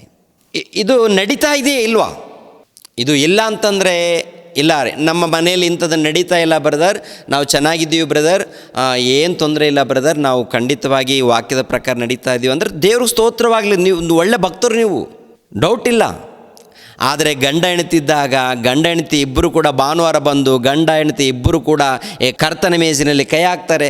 ಕೈ ಹಾಕಿದ ಮೇಲೆ ಮನೆಗೆ ಹೋದ ಮೇಲೆ ಜಗಳ, ಗಂಡ ಹೆಂಡತಿ ಮಧ್ಯದಲ್ಲಿ ಜಗಳ, ಅಣ್ಣ ತಮ್ಮಂದಿರ ಮಧ್ಯದಲ್ಲಿ ಜಗಳ, ಅಕ್ಕ ತಂಗಿಯರ ಮಧ್ಯದಲ್ಲಿ ಜಗಳ ಇರುತ್ತೆ. ಅಕ್ಕ ತಂಗಿಯರ ಮಧ್ಯದಲ್ಲಿ, ಅಣ್ಣ ತಮ್ಮಂದಿರ ಮಧ್ಯದಲ್ಲಿ, ತಂದೆ ತಾಯಿಗಳ ಮಧ್ಯದಲ್ಲಿ, ಗಂಡ ಹೆಂಡತಿ ಮಧ್ಯದಲ್ಲಿ, ಮನೆಗಳಲ್ಲಿ ಜಗಳ ಇದ್ದಾಗ ಎಲ್ಲಿ ಪ್ರಿಯರಾದ ದೇವರ ಮಕ್ಕಳಿರೋ ನಮ್ಮ ಪ್ರಾರ್ಥನೆ ದೇವರು ಕೇಳ್ತಾರೆ ಹೇಳಿ? ನಿಮ್ಮ ವ್ಯಾಜ್ಯ, ನಿಮ್ಮ ಕಲಹ, ನಿಮ್ಮ ಕೇಡಿನ ಗುದ್ದು ಅಲ್ಲ ರೀ. ಪ್ರಿಯರಾದ ದೇವರ ಮಕ್ಕಳಿರ, ಆಲೋಚನೆ ಮಾಡಿ. ಮನೆಯಲ್ಲಿ ನೋಡುವಾಗ ನೀವು ವ್ಯಾಜ್ಯ ಇಟ್ಕೊಂಡಿದ್ದೀರ, ಮನೆಯಲ್ಲಿ ನೋಡುವಾಗ ಜಗಳ ಇದೆ, ಗಂಡ ಹೆಂಡತಿ ಮಧ್ಯದಲ್ಲಿ ಜಗಳ. ಯಾಕೆ ಸಮಾಧಾನ ಯಾಕಿರಬಾರ್ದು? ಇವಾಗ ಯೇಸು ಕ್ರಿಸ್ತ ನೋಡುವಾಗ ಸಮಾಧಾನದ ಕರ್ತನು, ಪ್ರೀತಿ ಸ್ವರೂಪನು, ಕರುಣಾಸಾಗರನು, ದಯಾಸಾಗರನು ಯೇಸು ಕ್ರಿಸ್ತರು. ಮತ್ತು ನಾವು ಯೇಸು ಕ್ರಿಸ್ತರನ್ನು ಧರಿಸ್ಕೊಂಡಿರುವಂಥ ನಾವು, ನಮ್ಮಲ್ಲಿ ಪ್ರೀತಿ ಇರಬೇಕು, ನಮ್ಮಲ್ಲಿ ಸಮಾಧಾನ ಇರಬೇಕು, ನಮ್ಮಲ್ಲಿ ನೆಮ್ಮದಿ ಇರಬೇಕು, ನಮ್ಮಲ್ಲಿ ಕರುಣೆ ಇರಬೇಕು. ಏನಿದೆ ಪ್ರಿಯರಾದ ದೇವರ ಮಕ್ಕಳಿರ ನಮ್ಮಲ್ಲಿ? ಒಂದು ಸರಿ ಯೋಚನೆ ಮಾಡಿ. ಅಂದರೆ ದೇವರ ಬಳಿಯಲ್ಲಿ ನಾವು ಮೊಣಕಲಾಗಬೇಕು. ಅಮ್ಮ, ಅಯ್ಯ, ಇದು ಯಾರ ಮೇಲೋ ದ್ವೇಷ ಇಟ್ಕೊಂಡು ನಾನು ಮಾತಾಡ್ತಾ ಇಲ್ಲ. ಟೋಟಲ್ ನಮ್ಮ ಕ್ರೈಸ್ತ ಸಮಾಜ ಉದ್ಧಾರ ಆಗಬೇಕು. ನಮ್ಮ ಕ್ರೈಸ್ತ ಸಮಾಜ ಉದ್ಧಾರ ಆಗಬೇಕಾದ್ರೆ ದೇವರ ಬಳಿಯಲ್ಲಿ ಯಥಾರ್ಥವಾಗಿ ನಡ್ಕೊಂಡ್ರೇ ನಾವು ಉದ್ಧಾರ ಆಗ್ತೀವಿ ಪ್ರಿಯರಾದ ದೇವರ ಮಕ್ಕಳಿದೆ. ಇಲ್ಲದೆ ಹೋದರೆ ಉದ್ಧಾರ ಆಗಲ್ಲ. ಏನೋ ಸೇವಕರು ಯಾರ್ಯಾರೋ ಮಾತಾಡ್ತಾ ಇರ್ತಾರೆ, ವಿಚಿತ್ರವಾಗಿ ಮಾತಾಡ್ತಾ ಇರ್ತಾರೆ. ಹೆಂಗೆ ಮಾತಾಡ್ತಾರಪ್ಪ ಅಂತಂದರೆ ಅವ್ರನ್ನ ನೋಡಬೇಕು. ಇವಾಗ ಆಟ, ನಾವು ಏನು ಮಾತಾಡಿದ್ದೀವೋ ಆ ಮಾತಿನ ಪ್ರಕಾರ ಇರಬೇಕು, ಆ ಮಾತಿನ ಪ್ರಕಾರ ಜೀವಿಸಬೇಕು, ಬದುಕಬೇಕು. ಅದಕ್ಕೆ ನಮ್ಮ ವಿದ್ಯಾರ್ಥಿಗಳಿಗೆ ಎಲ್ಲರಿಗೂ ಹೇಳ್ತೀನಿ, ಮೊದಲನೇದಾಗಿ ನಿಮ್ಮನ್ನು ನೀವು ತಗ್ಗಿಸ್ಕೊಳ್ಳಿ ಪ್ರಿಯರೇ. ಯಾಕೆಂದರೆ ನಿಮ್ಮನ್ನು ತಂದೆಯಾದ ದೇವರು ಮೆಚ್ಚಬೇಕು. ನಾನು ಮೆಚ್ಚುವಂಥದ್ದಲ್ಲ, ನನಗೋಸ್ಕರ ಮಾಡಬೇಡಿ, ನಾನೇನು ಹೇಳಿದ್ದೀನಂತಲ್ಲ. ನಿಮಗೆ ಜವಾಬ್ದಾರಿ ಇದೆ. ನೀವು ನಿಮ್ಮ ತಂದೆಯ ಕೆಲಸವನ್ನು ನೀವು ಮಾಡಬೇಕಾಗಿದೆ. ನೀವು ವಾಕ್ಯವನ್ನು ಕಲಿಬೇಕಾಗಿದೆ. ವಾಕ್ಯವನ್ನು ಕಲಿತು ಚೆನ್ನಾಗಿ ವಿಧೇಯರಾಗಿ ಸೇವೆ ಮಾಡಬೇಕಾಗಿದೆ. ಇದು ನಿಮಗೆ ದೇವ್ರು ಕೊಟ್ಟಂಥ ಜವಾಬ್ದಾರಿ. ನಿಮಗೆ ಜವಾಬ್ದಾರಿ ಇದೆ. ನನಗೆ ಮಾತ್ರ ಅಲ್ಲ, ನಾನು ಹೇಳಿದ್ದೀನಂತೇಳಿ ಮಾಡೋಕ್ಕೆ ಹೋಗಬೇಡಿ. ನಿಮಗೆ ದೇವರು ಜವಾಬ್ದಾರಿಯನ್ನು ಕೊಟ್ಟಿದ್ದಾರೆ. ಸ್ತ್ರೀಯರಿಗೂ ಪುರುಷರಿಗೂ ಇಬ್ಬರಿಗೂ, ಪ್ರತಿಯೊಬ್ಬರಿಗೂ ಜವಾಬ್ದಾರಿ ಇದೆ. ಜವಾಬ್ದಾರಿ ಇದ್ದಾಗ ಮೊಟ್ಟ ಮೊದಲು ದೇವರ ಬಳಿಯಲ್ಲಿ, ತಂದೆ ನಾನು ಕೇಳ್ತಾ ಇದ್ದೀನಿ ತಂದೆ, ವಾಕ್ಯವನ್ನು ಕೇಳ್ತಾ ಇದ್ದೀನಿ ತಂದೆ, ಮತ್ತೆ ಆವೇಶ ಬರ್ತಾ ಇದ್ದೀನಿ ತಂದೆ, ಏನು ಮಾಡಲಿ? ಪಶ್ಚಾತ್ತಾಪ ಪಡು, ಮೊಣಕಾಲಾಕು.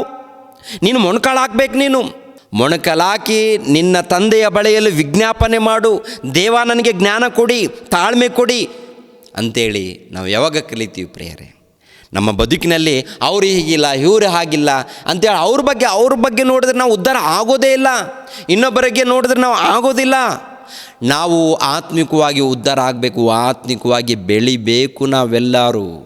ಹೌದು ಪ್ರಿಯರೇ, ಯಾಕೆಂದರೆ ಕೊನೆ ದಿನಗಳಲ್ಲಿದ್ದೀವಿ. ನಾವು ಸತ್ತೋದ್ರೆ ಎಲ್ಲಿಗೂ ಹೋಗ್ತೀವಿ?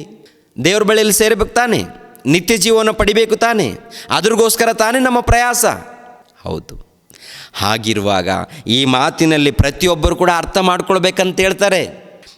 ಅರ್ಥ ಮಾಡಿಕೊಂಡು ಅದರ ಪ್ರಕಾರ ಇರಬೇಕು. ಏನ್ರಿ ವ್ಯಾಜ್ಯ ಅಂದ್ರೂ, ಕಲಹ ಅಂದ್ರೂ, ಕೇಡಿನ ಗುದ್ದು ಅಂದ್ರೂ ಇವೆಲ್ಲ ಕೂಡ ಒಂದೇ ಸಂಬಂಧಪಟ್ಟದಲ್ಲ. ಜಗಳ ಇದೆ, ಹೊಟ್ಟೆ ಕಿಚ್ಚು ಇದೆ, ಗುದ್ದಾಡುವಂಥದ್ದು. ಇದು ಮೊಟ್ಟ ಮೊದಲು ಎಲ್ಲಿ ಸ್ಟಾರ್ಟ್ ಆಗುತ್ತಪ್ಪ ಅಂತ ನೋಡುವಾಗ ಮೊಟ್ಟ ಮೊದಲು ಮನೆಯಲ್ಲಿ ಇರುತ್ತೆ. ಪ್ರಿಯರ ದೇವ್ರ ಮಕ್ಕಳಿಗೆ, ಮನೆಯಲ್ಲಿ ಯಾರಿದ್ದೀವಿ? ಅಣ್ಣ ಇದ್ದಾನೆ, ತಮ್ಮ ಇದ್ದಾನೆ, ಅಪ್ಪ ಇದ್ದಾನೆ, ತಾಯಿ ಇದ್ದಾರೆ, ಇನ್ಯಾರಿರ್ತಾರೆ? ಯಾರೋ ಚಿಕ್ಕವ್ರು ಇರ್ತಾರೆ ಮನೆಯಲ್ಲಿ. ಅಲ್ಲಿ ನಾವು ಪ್ರೀತಿಯಿಂದ ನಡ್ಕೊಂಡಾಗ ಸಭೆಯಲ್ಲಿ ಕೂಡ ಪ್ರೀತಿಯಿಂದ ನಡ್ಕೊಳ್ತೀವಿ. ಇದು ಕಲಿಬೇಕು, ಪ್ರತಿ ಕುಟುಂಬದಲ್ಲಿ ಕಲಿಬೇಕು. ಕಲಿಯದೆ ಹೋದರೆ ನಾನು ಪ್ರಾರ್ಥನೆ ಮಾಡ್ತೀನಿ, ನಾನು ಆರಾಧನೆ ಮಾಡ್ತೀನಿ, ನಾನು ಉಪವಾಸ ವ್ರತ ಮಾಡ್ತೀನಿ ಅಂದರೆ, ಅಮ್ಮ ದೇವ್ರು ಮೆಚ್ಚಲ್ಲಮ್ಮ, ಅಯ್ಯ ದೇವ್ರು ಮೆಚ್ಚೋದಿಲ್ಲ, ದೇವ್ರು ಇಷ್ಟಪಡಲ್ಲ. ದೇವ್ರು ಇಷ್ಟಪಡದ ನೀನು ಉಪವಾಸ ಮಾಡಿದ್ರೆ ಏನಿದೆ, ಪ್ರಾರ್ಥನೆ ಮಾಡಿದ್ರೆ ಏನಿದೆ? ತಕತೆ ಕುಣಿದಾಡ್ತಾರೆ. ಮ್ಯೂಸಿಕ್ ಇಟ್ಟ ಮೇಲೆ ಅಬ್ಬಬ್ಬಬ್ಬ ಆತ್ಮ ಬಂದ್ರೆ ಅಂತೇಳಿ ಕುಣಿದಾಡ್ತಾ ಇರ್ತಾರೆ. ಏನೋ ಆತ್ಮ ಬಂದು ನೋಡೋ ಅವ್ರ ಜೀವನ ನೋಡಬೇಕು. ಬರೀ ಏನ್ರಿ ವ್ಯಾಜ್ಯ ಇರುತ್ತೆ, ಕೇಡಿನ ಕಲಹ ಇರುತ್ತೆ, ಗುದ್ದು ಇರುತ್ತೆ, ಜಗಳ ಇರುತ್ತೆ, ಕಿರಿಕಿರಿ ಇರುತ್ತಾರೆ, ಎಲ್ಲ ದ್ವೇಷ ಇಟ್ಕೊಂಡಿರ್ತಾರೆ. ದ್ವೇಷ ಇರುತ್ತೆ, ಲೋಕದ ಆಸೆ ಇರುತ್ತೆ, ಲೋಕದ ಸಮಸ್ಯೆಗಳಿರುತ್ತೆ. ಭಾನುವಾರ ಬಂದಾಗ ಕುಣಿದು ಡ್ಯಾನ್ಸ್ ಮಾಡ್ತಾ ಇರ್ತಾರೆ. ನಾನೇನು ದೇವರ ಸೇವೆ ಮಾಡ್ತಾ ಇದ್ದೀನಿ ಅಂತೇಳಿ. ದೇವರ ಎಚ್ಚರಿಸುವಂಥ ಮಾತು, ನನ್ನ ಎಚ್ಚರಿಕೆ ಅಲ್ಲ. ನನ್ನ ಬಗ್ಗೆ ನೋಡಬಾರ್ದು, ಇಲ್ಲಿ ನನ್ನ ಮುಖ ನೋಡಬಾರ್ದು, ಇಲ್ಲಿ ಯಾರು ಕೂತ್ಕೊಂಡಿದ್ದಾರೆ ಅಂತ ಅದಲ್ಲ. ಈ ಮಾತುಗಳು ವಾಕ್ಯದ ಪ್ರಕಾರ ಸರಿ ಇದೆಯಾ? ನಿಜವಾಗ್ಲೂ ದೇವರ ಮಾತಂದ್ರೆ ಹಿಂಗಿರುತ್ತಾ? ಹೌದು, ದೇವ್ರ ಮಾತಂದರೆ ಕಠಿಣವಾಗಿರುತ್ತೆ. ಪ್ರೀತಿ ಇರುತ್ತೆ, ತಪ್ಪು ನಡೆದಾಗ ಸರಿಪಡಿಸ್ಕೊಡ್ರಿ ಮಕ್ಕಳಿರಂತನೂ ಇರುತ್ತೆ. ಅರ್ಥ ಮಾಡಿಕೊಂಡವರು ಉದ್ಧಾರ ಆಗ್ತಾರೆ, ಧನ್ಯರಾಗ್ತಾರೆ. ನೋಡಿ, ಕೆಳಗಡೆ ಮಾತು ನೋಡುವಾಗ ಕೇಡಿನ ಗುದ್ದು ಅಂತಾರೆ. ಪ್ರಿಯರಾದ ದೇವರ ಮಕ್ಕಳಿರ, ಯೆರೂಸಲೇಮ್ ಪಟ್ಟಣದಲ್ಲಿ ದಾವೀದ ಮಹಾರಾಜನ ಗೊತ್ತಲ್ವಾ? ದಾವೀದ ಮಹಾರಾಜನನ್ನು ಕುರಿತು ತಂದೆಯಾದ ದೇವರು ಕೊಟ್ಟಿರುವಂಥ ಸಾಕ್ಷಿ ಏನು ಪ್ರಿಯರೇ? ಅಪೋಸ್ತಲರ ಕೃತ್ಯಗಳಲ್ಲಿ ನಾವು ಎಷ್ಟೋ ಸಾರಿ ನೋಡಿದ್ದೀವಿ ಆ ಮಾತನ್ನು. ಒಂದು ಸಾರಿ ಆ ಮಾತನ್ನು ನಾವು ನೋಡೋಣ. ಅಪೋಸ್ತಲರ ಕೃತ್ಯಗಳು 13ನೇ ಅಧ್ಯಾಯ 22ನೇ ವಚನವನ್ನು ನೋಡಿ. 22ನೇ ವಚನವನ್ನು, ಆಮೇಲೆ ದೇವರು ಅವನನ್ನು ತೆಗೆದುಹಾಕಿ ದಾವೀದನನ್ನು ಅವರ ಮೇಲೆ ಅರಸನಾಗಿ ಮಾಡಿ, ಇಷಾಯನ ಮಗನಾದ ದಾವೀದನು ನನಗೆ ಸಿಕ್ಕಿದನು, ಅವನು ನನಗೆ ಒಪ್ಪುವ ಮನುಷ್ಯನು, ಅವನು ನನ್ನ ಇಷ್ಟವನ್ನೆಲ್ಲ ನೆರವೇರಿಸುವನು ಎಂಬುದಾಗಿ ಅವನ ವಿಷಯದಲ್ಲಿ ಸಾಕ್ಷಿ ಹೇಳಿದನು. ಯಾರ ವಿಷಯದಲ್ಲಿ? ದಾವೀದನ ವಿಷಯದಲ್ಲಿ ದೇವರು ಸಾಕ್ಷಿ ಹೇಳ್ತಾರೆ.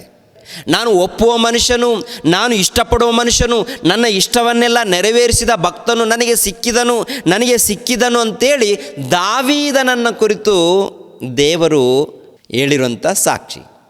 ಅದೇ ದಾವೀದನು ಪಾಪ ಮಾಡಿದಾಗ, ಅನ್ಯಾಯ ಮಾಡಿದಾಗ ಸುಮಾರು 7 ದಿನ ಉಪವಾಸ ವ್ರತ ಮಾಡ್ತಾನೆ. ಸುಮಾರು 7 ದಿನ ತನಕ. ಏನದು ಅಂತ ನೋಡುವಾಗ ಏನ್ರಿ, ಉರಿಯನ ಹೆಂಡತಿ ಇರ್ತಾಳಲ್ಲ, ಉರಿಯನ ಹೆಂಡತಿಯನ್ನು ಮೋಹಿಸ್ತಾನೆ. ಉರಿಯನ ಹೆಂಡತಿಯನ್ನು ಮೋಹಿಸಿದಾಗ ಆಮೇಲೆ ಉರಿಯನ ಹೆಂಡತಿ ಗರ್ಭಿಣಿ ಆಗ್ತಾಳೆ. ಗರ್ಭಿಣಿಯಾದಾಗ ಏನು ಮಾಡಬೇಕು ಅಂತ ದಾರಿ ತೋಚದೆ ಉರಿಯನನ್ನು ಕೊಂದಾಕ್ತಾನೆ. ಯಾರು? ದಾವೀದನು. ಪ್ರಿಯರಾದ ದೇವರ ಮಕ್ಕಳಿರ, ಒಂದು ಸಾರಿ ಆ ಮಾತು ಎಲ್ಲಿರುತ್ತಪ್ಪ ಅಂತ ನೋಡುವಾಗ 2ನೇ ಸಮುವೇಲನು 12ನೇ ಅಧ್ಯಾಯ ನೋಡೋಣ. ಅಲ್ಲಿ ಏನು ನಡೆಯುತ್ತೆ ನಾನು ಹೇಳ್ತೀನಿ. ಮೊದಲನೇದಾಗಿ ಈ ಉರಿಯನಿದ್ದಾನೆ ನೋಡಿ. ಉರಿಯನು ಯುದ್ಧಕ್ಕೆ ಹೋಗಿರ್ತಾನೆ. ಉರಿಯನು ಅಂದರೆ ದಾವೀದನ ಸೈನಿಕರಲ್ಲೂ ಒಳ್ಳೆ ಭಕ್ತನು. ಯುದ್ಧಕ್ಕೆ ಹೋಗಿರ್ತಾನೆ, ಯುದ್ಧ ಮಾಡೋದಕ್ಕೆ. ಅಂದರೆ ದೇವರು ಇಸ್ರಾಯೇಲರ ಮಧ್ಯದಲ್ಲಿ ಯುದ್ಧ ನಡೆಯುವಾಗ ದಾವೀದನ ಪರವಾಗಿ ಜಯ ಕೊಟ್ಟಿರ್ತಾರೆ. ಆ ಸಮಯದಲ್ಲಿ ಇವರೆಲ್ಲ ಯುದ್ಧಕ್ಕೆ ಹೋಗಿರ್ತಾರೆ. ಉರಿಯನು ಕೂಡ ಯುದ್ಧಕ್ಕೆ ಹೋಗಿರ್ತಾನೆ. ಅಂದರೆ ಆ ಸಮಯದಲ್ಲಿ ದಾವೀದನು ಉರಿಯನ ಹೆಂಡತಿಯನ್ನು ಮೋಹಿಸ್ತಾನೆ. ನೋಡಿ, ಮನೆಗೆ ಕರೆಸ್ಕೊಂಡು ಆಕೆ ಒಟ್ಟಿಗೆ ಮೋಹ ನಡೆಯುತ್ತಾರೆ. ಅದು ಅಲ್ಲದೆ ಆಕೆ ಗರ್ಭಿಣಿಯಾಗಿದೆ ಅಂತ ಗೊತ್ತಾಗಿ ಕೆಲವು ದಿನಗಳಾದಮೇಲೆ ಗರ್ಭಿಣಿಯಾಗಿರ್ತಾಳೆ. ಆದರೆ ಪ್ರಿಯರಾದ ದೇವ್ರ ಮಕ್ಕಳೇ, ಏನಾಗುತ್ತೆ ಗೊತ್ತಾ? ಆ ಉರಿಯನನ್ನು ದಾವೀದನು ಏನು ಮಾಡ್ತಾನೆ? ಕೊಲ್ಲಿಸ್ತಾನೆ. ಸೈನಿಕರಿರ್ತಾರಲ್ಲ, ಯಾರಿಗೆ ಹೇಳಿ ಸಾಯಿಸ್ಬಿಡ್ತಾನೆ. ದೇವರು ಪ್ರಿಯರಾದ ದೇವ್ರ ಮಕ್ಕಳಿರ ಶಾಪ ಕೊಡ್ತಾನೆ ರೀ ದಾವೀದನಿಗೆ. ಏನ್ರಿ, ಆಮೇಲೆ ಕೆಲವು ದಿನಗಳಾದಮೇಲೆ ಉರಿಯನ ಹೆಂಡತಿ ಇರ್ತಾಳಲ್ಲ, ಆಕೆ ಮಗುವನ್ನು ಹಡಿತಾಳೆ. ಮಗುವನ್ನು ಹಡ್ದಾಗ ಆ ಮಗು ರೋಗದಲ್ಲಿ ಇರುತ್ತಾರೆ. 15ನೇ ವಚನ ಓದಮ್ಮ. ಉರಿಯನ ಹೆಂಡತಿಯಲ್ಲಿ ದಾವೀದನಿಗೆ ಹುಟ್ಟಿದ ಮಗುವು ಯೆಹೋವನ ಪೆಟ್ಟಿನಿಂದ ಬಹುವಾಗಿ ಅಸ್ವಸ್ಥವಾಯಿತು. ಆದದರಿಂದ ದಾವೀದನು ಮಗುವಿಗೋಸ್ಕರ ದೇವರನ್ನು ಪ್ರಾರ್ಥಿಸುತ್ತಾ ಉಪವಾಸ ಮಾಡುತ್ತಾ ಒಳ ಕೋಣೆಯಲ್ಲಿ ನೆಲದ ಮೇಲೆಯೇ ಬಿದ್ದುಕೊಂಡು ರಾತ್ರಿ ಕಳೆಯುತ್ತಿದ್ದನು. ಅವನ ಮನೆಯ ಹಿರಿಸೇವಕರು ಅವನನ್ನು ಎಬ್ಬಿಸುವುದಕ್ಕೆ ಹೋದರು, ಆದರೆ ಅವನು ಏಳಲೂ ಇಲ್ಲ. ಅವರೊಡನೆ ಆಹಾರ ತೆಗೆದುಕೊಳ್ಳಲೂ ಇಲ್ಲ. 7ನೆಯ ದಿನದಲ್ಲಿ ಮಗುವು ಸತ್ತಿತು. ಅವನು ಸೇವಕರು ಭಯಪಟ್ಟು ಈ ವರ್ತಮಾನವನ್ನು ದಾವೀದನಿಗೆ ತಿಳಿಸಲಿಲ್ಲ. ಅಂದರೆ 7ನೇ ದಿನದಲ್ಲಿ ಮಗು ಸತ್ತಿತಂತೆ.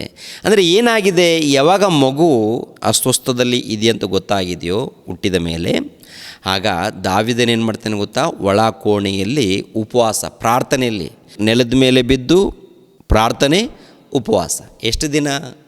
7 ದಿನಗಳವರೆಗೆ. ಅಂದರೆ 7 ದಿನಗಳವರೆಗೆ ಉಪವಾಸದಲ್ಲಿದ್ದಾನ? 7 ದಿನಗಳವರೆಗೆ ಹೇಗಿರುತ್ತೆ ಪ್ರಿಯರೇ? ದೇವರ ಹತ್ರ ಕ್ಷಮೆ ಕೇಳ್ತಾ ಇದ್ದಾನೆ, ಪ್ರಾರ್ಥನೆ ಮಾಡ್ತಾ ಇದ್ದಾನೆ. ಅಂದರೆ ಪ್ರಿಯರಾದ ದೇವರ ಮಕ್ಕಳಿರ ಗಮನಿಸಬೇಕು, ಶ್ರೇಷ್ಠ ಭಕ್ತನೆಂದು ಕರೆಯಲ್ಪಟ್ಟಂಥ ದಾವೀದನು ತಪ್ಪು ಮಾಡಿದಾಗ ದೇವರು ಸಹಿಸಿಲ್ಲ.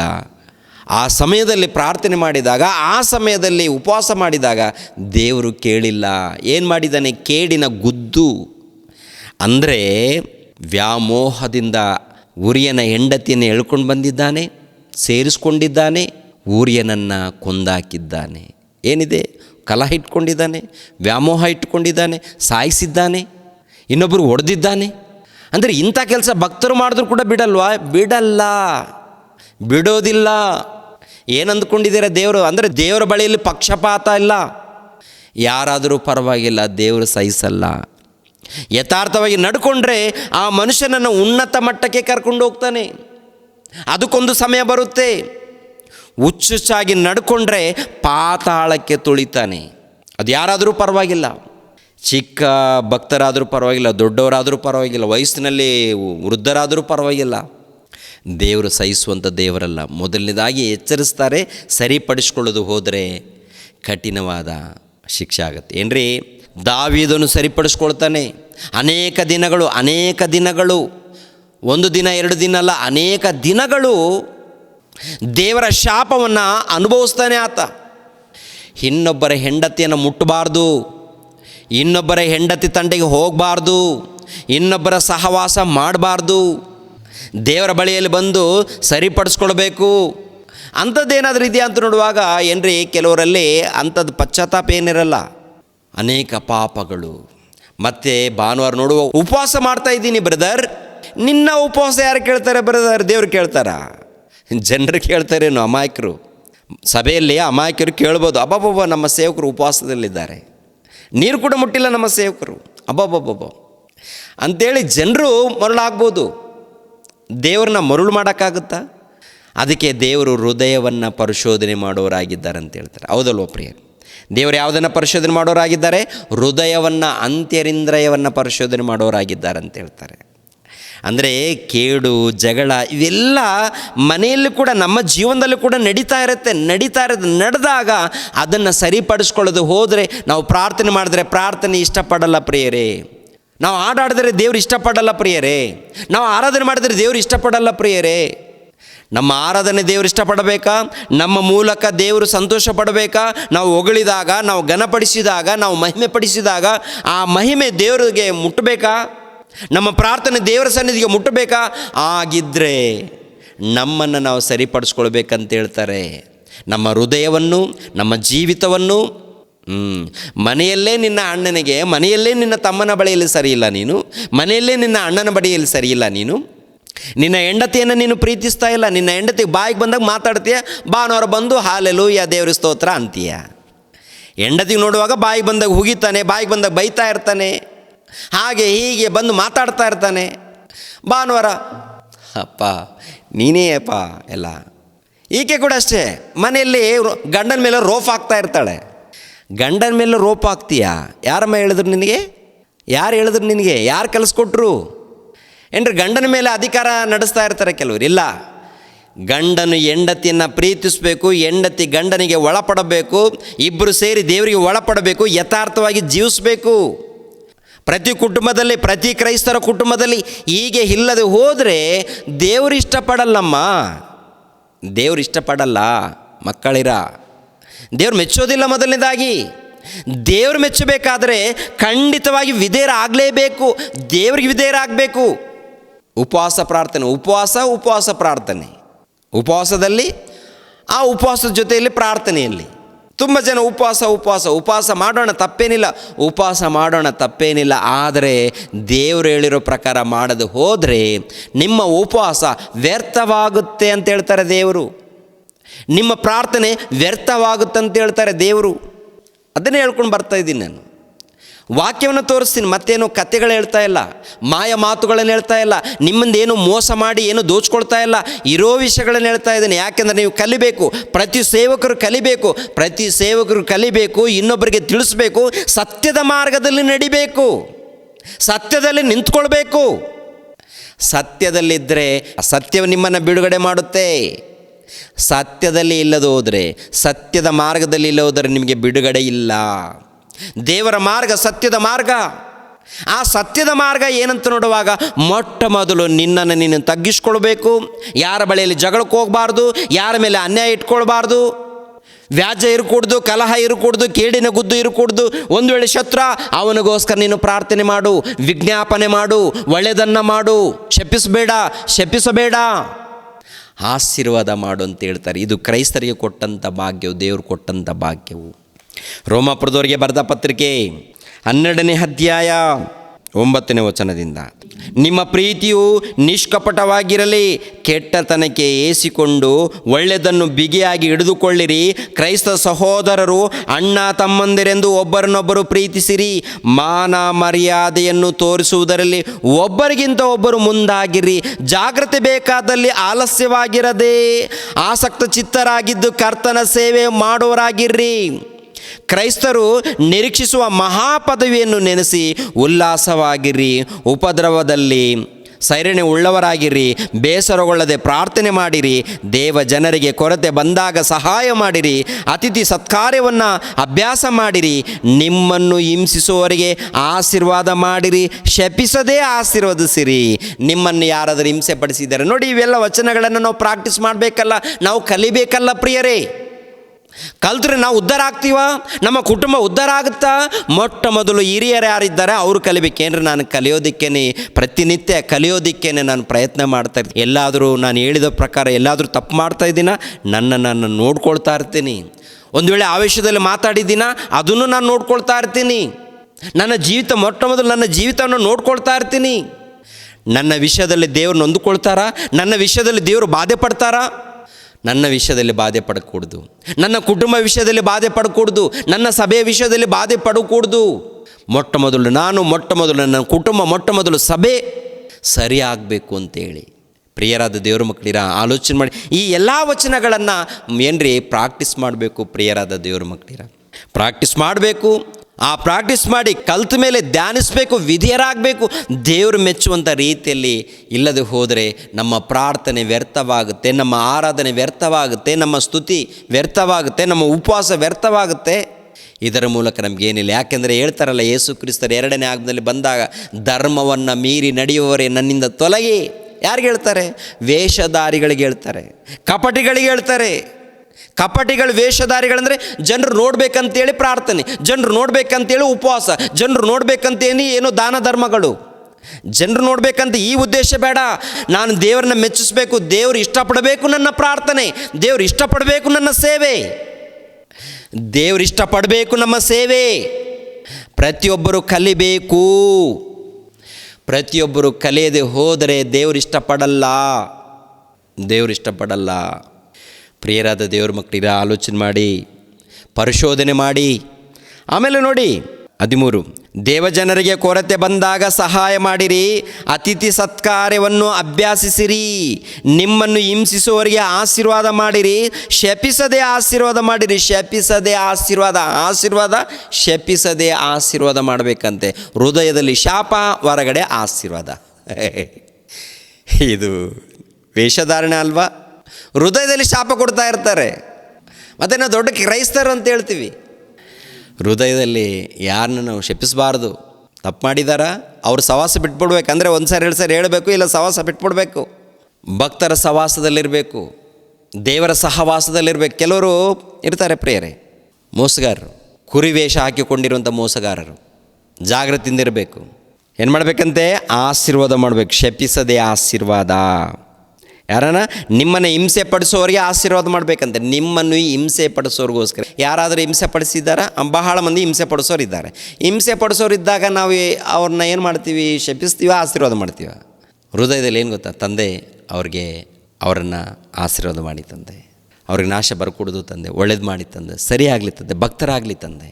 ಈ ವಚನ ಇರೋದರಿಂದ ಹೊರಗಡೆ ಮಾಡ್ತಾರೆ. ಏನು ಮಾಡ್ತಾರೆ ಗೊತ್ತಾ? ಹೊರಗಡೆ ಆಶೀರ್ವಾದ ಕೊಡ್ತಾರೆ, ಒಳಗಡೆ ಶಪಿಸ್ತಾ ಇರ್ತಾರೆ. ಒಳಗಡೆ ಏನೇನು ಮಾಡಬೇಕು ಎಲ್ಲ ಮಾಡಿರ್ತಾರೆ ನೋಡಿ. ಆಮೇಲೆ ಕೆಳಗಡೆ ನೋಡಿ, ಸಂತೋಷ ಪಡುವವರ ಸಂಗಡ ಸಂತೋಷ ಪಡಿರಿ, ಅಳುವವರ ಸಂಗಡ ಅಳಿರಿ, ನಿಮ್ಮೊಳಗೆ ಏಕ ಮನಸ್ಸುಳ್ಳವರಾಗಿರ್ರಿ, ದೊಡ್ಡಸ್ತಿಕೆಯ ಮೇಲೆ ಮನಸ್ಸಿಡದೆ ದೀನರ ಸಂಗಡ ಬಳಕೆಯಾಗಿರ್ರಿ, ನಿಮ್ಮನ್ನು ನೀವೇ ಬುದ್ಧಿವಂತರೆಂದು ಎಣಿಸಿಕೊಳ್ಳಬೇಡಿರಿ, ಯಾರಿಗೂ ಅಪಕಾರಕ್ಕೆ ಅಪಕಾರವನ್ನು ಮಾಡಬೇಡಿರಿ, ಎಲ್ಲರ ದೃಷ್ಟಿಯಲ್ಲಿ ಯಾವುದು ಗೌರವವಾದದ್ದೋ ಅದನ್ನು ಯೋಚಿಸಿ ಸಾಧಿಸಿರಿ, ಸಾಧ್ಯವಾದರೆ ನಿಮ್ಮಿಂದಾಗುವ ಮಟ್ಟಿಗೆ ಎಲ್ಲರ ಸಂಗಡ ಸಮಾಧಾನದಿಂದಿರಿ.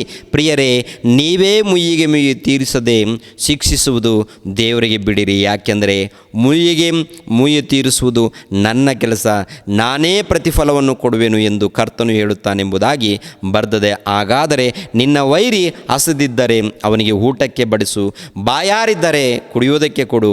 ಹೀಗೆ ಮಾಡೋದರಿಂದ ಅವನ ತಲೆ ಮೇಲೆ ಕೆಂಡಗಳನ್ನು ಕೂಡಿಸಿಟ್ಟಂತಾಗುವುದು. ಕೆಟ್ಟತನಕ್ಕೆ ಸೋತು ಹೋಗದೆ ಒಳ್ಳೆತನದಿಂದ ಕೆಟ್ಟತನವನ್ನು ಸೋಲಿಸು. ಅಂದರೆ ಗಮನಿಸಬೇಕು ಪ್ರಿಯರಾದ ದೇವರ ಮಕ್ಕಳಿರ, ದೇವರು ಹೇಳಿರೋ ಪ್ರಕಾರ ಇರಬೇಕು. ಹೀಗೆ ಮಾಡಿದ್ರೆ ಪ್ರಿಯರೇ ದೇವರು ಮೆಚ್ಚುತ್ತಾರೆ.